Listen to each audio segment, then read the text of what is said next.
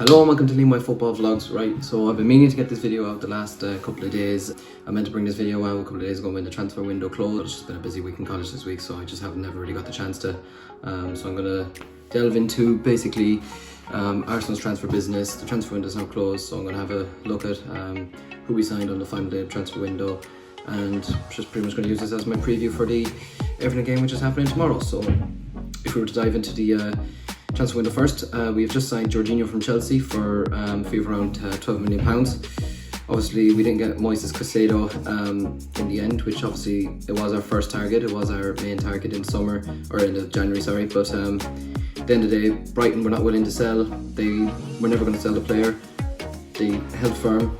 They took a stance and they stuck by it. And instead, we had to look for a plan B, and we went for a player who, in fairness, like, a lot of people I've seen on Twitter are like really against this transfer, and I can maybe see why, because like we have signed players from Chelsea before who haven't quite worked out, the likes of Cech, the likes of Gallas, the likes of Willian especially, just like players who maybe we had a bit of hopes for and it just turned out not to be the player that we thought they were.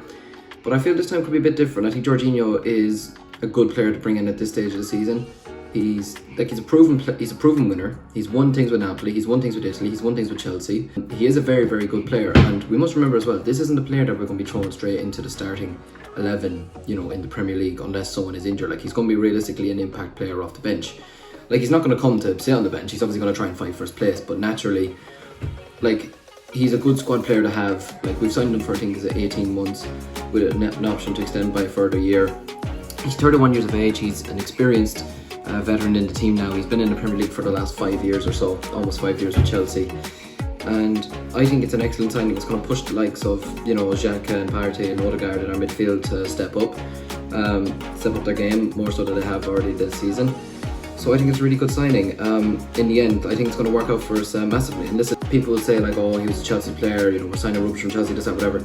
If he's an Arsenal player, I'm going to give him my full backing, and that's that. If when he puts on an Arsenal jersey, we have to support him, and that's that. We can't just keep like looking at it and be like, oh, Chelsea reject this or Chelsea this, Chelsea that. He's an Arsenal player now. We have to fully focus on that. He's here to help us try and win the Premier League.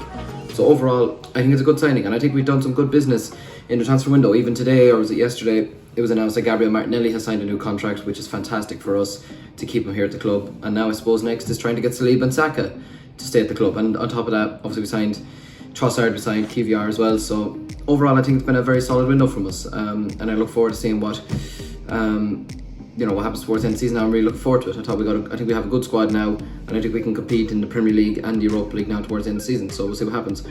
But obviously the most important thing now is that we have Everton tomorrow in the league. Sean Dyche's first game, big manager bounce expected from Everton. But Everton are a bit of a crisis, as you can imagine. Like, players are not turning up to training, players just are not trying anymore. They don't look like they want to be there, any of them. They just sold Anthony Gordon to Newcastle. And yeah, I think we should win this game tomorrow. It's going to be a tough game because it is Sean Dyche's first game.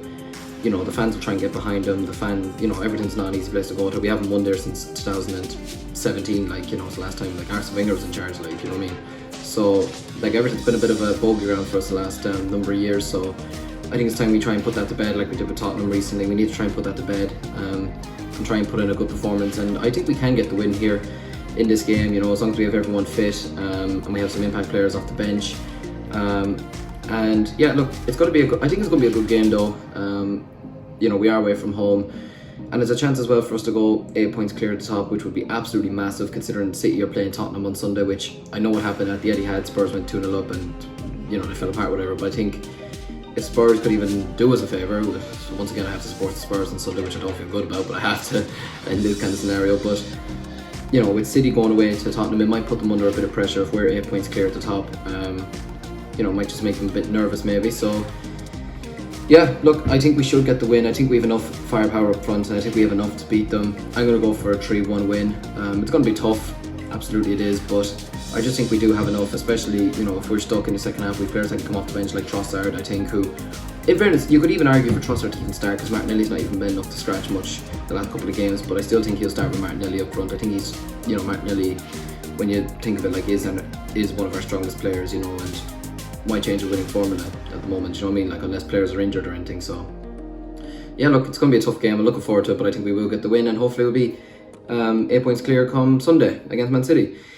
So yeah, look, it's just a quick one. I just wanted to get it out there. Let me know what you think in the comments below or whatever, what you make of it. I'll have a review out hopefully either by Sunday or Monday, depending you know, on when I can actually get it out.